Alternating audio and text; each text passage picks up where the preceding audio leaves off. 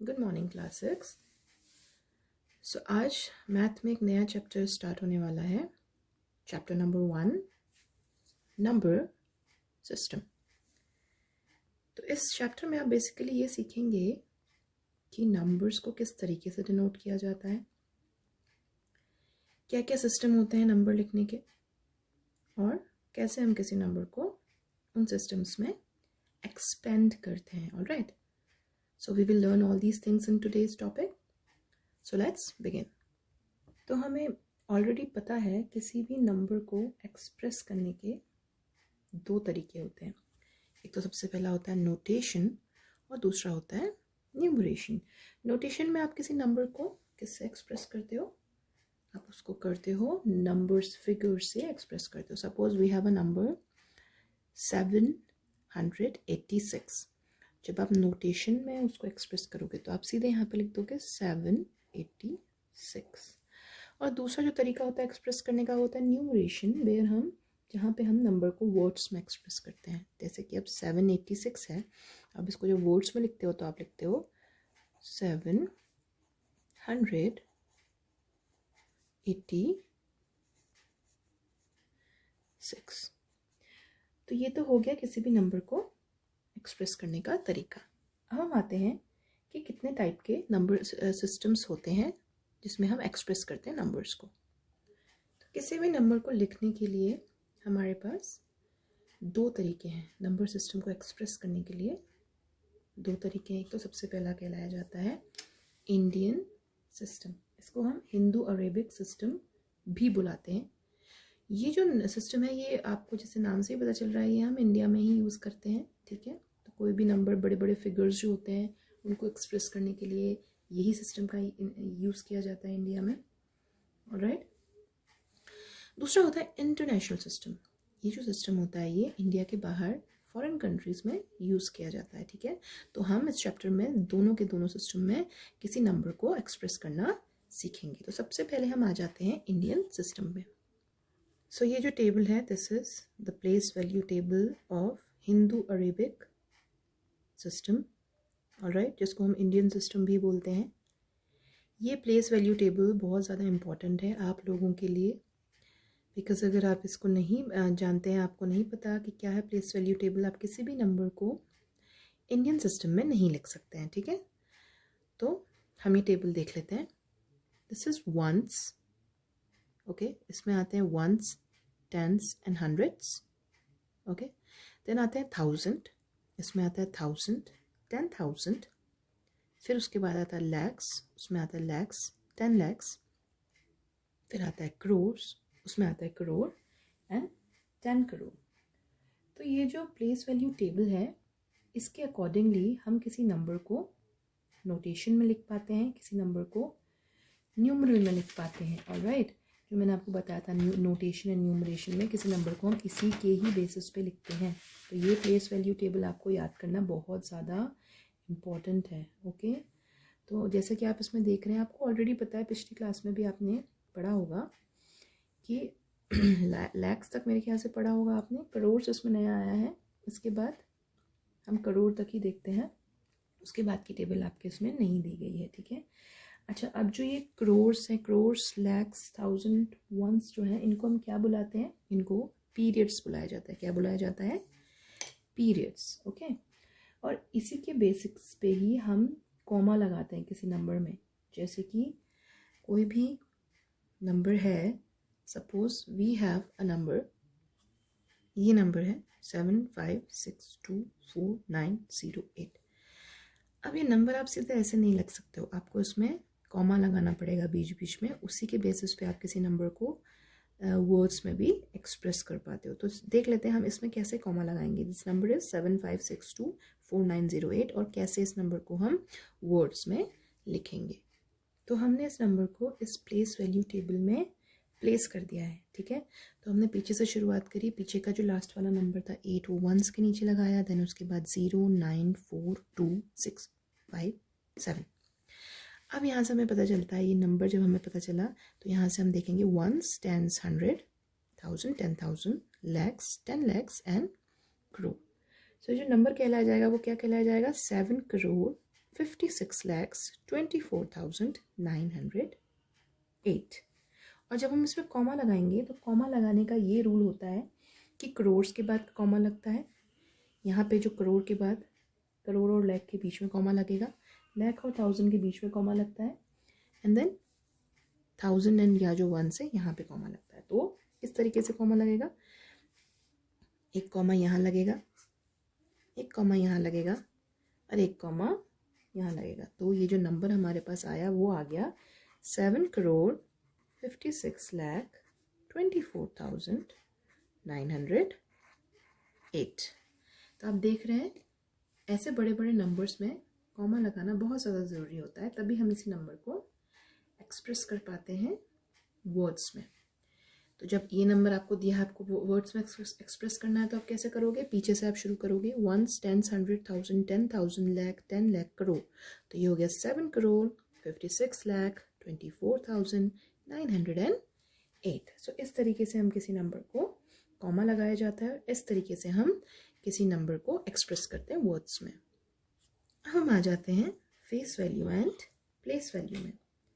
I hope आप लोगों को ऑलरेडी पता होगा कि क्या होता है face value and place value. Face value किसी भी नंबर का जो है वही रहता है। जैसे suppose we have a number 49, alright. So 49 में 4 का फेस वैल्यू क्या रहेगा? 4। तो फेस वैल्यू 4 का क्या रहा? 4। ऐसे ही 9 का फेस वैल्यू क्या रहा? 9।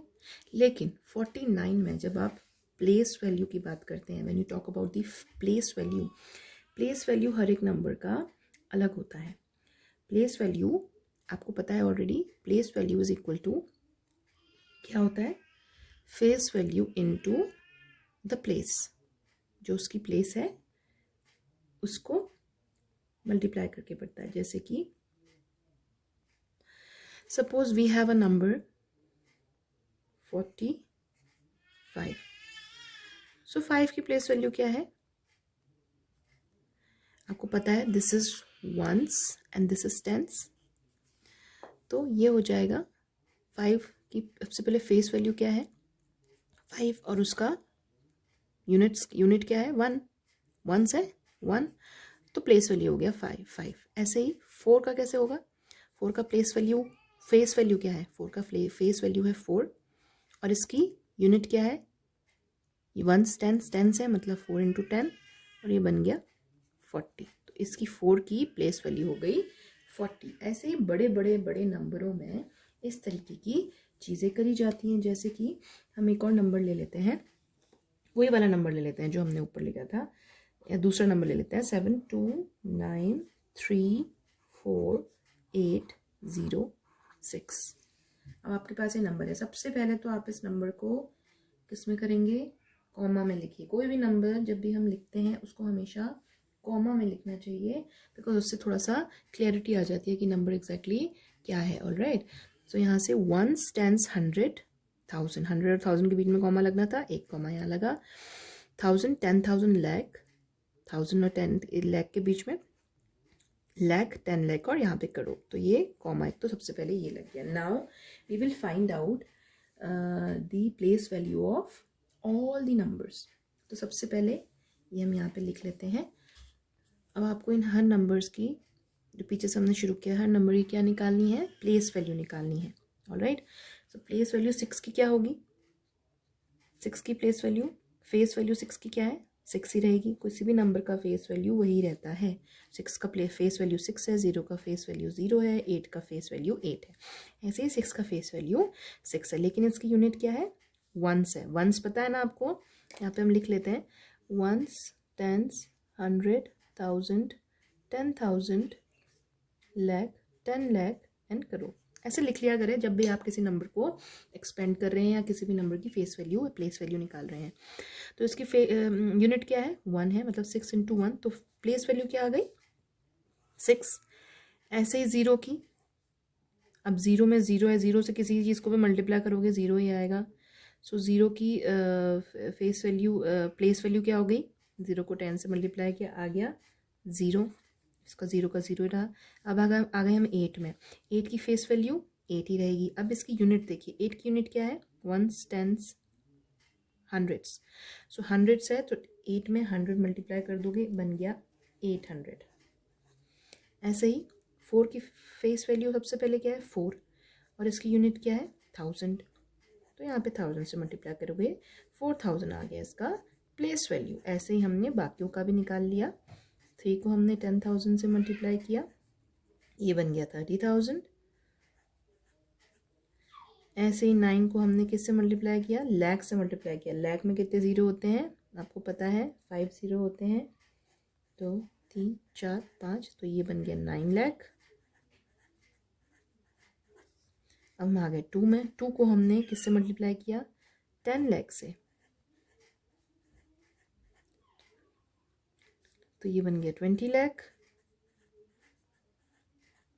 और ऐसे ही जो 7 हो गया, इसको हमने करोड़ से मल्टीप्लाई किया। करोड़ में कितने ज़ीरो होते हैं, 1 2 3 4 5 6 7 8, 8 ज़ीरो होते हैं। 1 2 3 4 5 6 7 8, तो ये बन गया 7 करोड़। 1 2 3 4 5 6, सॉरी 7 8 7 होते हैं, 8 नहीं होते। 1 2 3 4 5 6 7, so 1 2 3 4 5 6 7, यूनिट 10 100,000 10,000 10 लाख 10 लाख करोड़। तो ये बन गया 7 करोड़। ऑलराइट, तो अब ये नंबर का हमने क्या निकाल लिया है, इन सब की क्या निकाल ली है, प्लेस वैल्यू निकाल चुकी है हमने, निकल चुकी है। अब हमें जब अगर इस नंबर को एक्सपेंड करना होगा, या उसको हमने, आपको पता है एक्सपेंड कैसे करते हैं किसी नंबर को, जब हम इसको एक्सपेंड करना होगा तो हम इसको सीधे लिख देंगे 7 करोड़ प्लस 20 लाख प्लस 9 लाख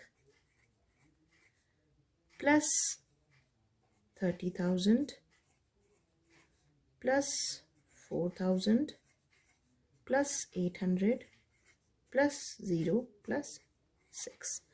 तो ये जो क्वेश्चन है आपके एग्ज़ाम में ज़रूर आ सकते हैं कि किसी भी नंबर को आप हिंदू अरेबिक सिस्टम या इंडियन सिस्टम में कॉमा लगाइए, सेपरेट करिए उसको, सेपरेटिंग पीरियड्स में जैसे मैंने बताया इसको कैसे सेपरेट किया जाता है, कॉमा लगाइए, उसको एक्सपेंड करिए और उसको वर्ड्स में लिखिए। ठीक है, तो ये जब आपको ये कॉन्सेप्ट पता है तो आप किसी भी नंबर को, चाहे वो कितना भी बड़ा क्यों ना हो, आप आसानी से उसको वर्ड्स में लिख सकते हो, कॉमा लगा सकते हो, एक्सपेंड कर सकते हो और इजीली कर सकते हो। ठीक है, अब जो नेक्स्ट है वो है इंटरनेशनल सिस्टम ऑफ न्यूमरेशन। तो हमने ये तो पढ़ लिया कि इंडिया में इंडियन सिस्टम कैसा होता है, हम कैसे कितने बड़े बड़े नंबर्स को फिगर्स में और प्लेस वैल्यू के हिसाब से उसको लिखते हैं। Now we will learn about international system of numeration. Okay, so international system में हम क्या करते हैं, हम वंस होता है उसमें, जैसे कि इंडियन सिस्टम में था सेम टू सेम। वंस में आपका वंस, टेंस, 100 आता है। 1000 में जब आप आते हैं तो यहाँ पे 1000 होता है, फिर 10,000 होता है, फिर 100,000 होता है। अब इंडियन सिस्टम में तो सिर्फ 10,000 तक था, 100,000 में वो जैसे ही आ रहा था वैसे लाख बन जा रहा था ना, लेकिन यहाँ पे ऐसा नहीं होता है। यहाँ पे 1000, 10,000, 100,000, फिर आ जाता है सीधे मिलियन। 1000 के बाद कोई लाख और कोई करोड़ नहीं आता है। ठीक है, ये इंटरनेशनल सिस्टम है, इसको भी बहुत ज़रूरी है आप लोगों को याद करना। तो 1000 के बाद सीधे मिलियन आता है, इसमें आता है मिलियन, 10 मिलियन, 100 मिलियन। मिलियन के बाद हमारे पास आता है बिलियन, जिसमें आता है बिलियन एंड 10 बिलियन। अब suppose we have a number and the number is 3 4 1 2 5 6 8 0। अब इस नंबर को अगर हमें इंटरनेशनल सिस्टम में इस नंबर को रीड करना है तो आप कैसे रीड करोगे? तो सबसे पहले तो आप इसको अपनी प्लेस वैल्यू में हम लगा के देख लेते हैं कि प्लेस वैल्यू चार्ट में ये किस तरीके से आ रहा है। 0 यहाँ आया है, 6 ये 8 यहाँ है, 6 यहाँ है, 5 इज़ हेयर, 2 1 4 एंड 3। तो ये आपके प्लेस वैल्यू जो टेबल है उसमें ये नंबर इस तरीके से आया। अब इसको पढ़ने के लिए हम क्या करेंगे, ये वंस है, आपको पता चल रहा है वंस, टेंस, 100, 1000, 10,000, 100,000, मिलियन, 10 मिलियन।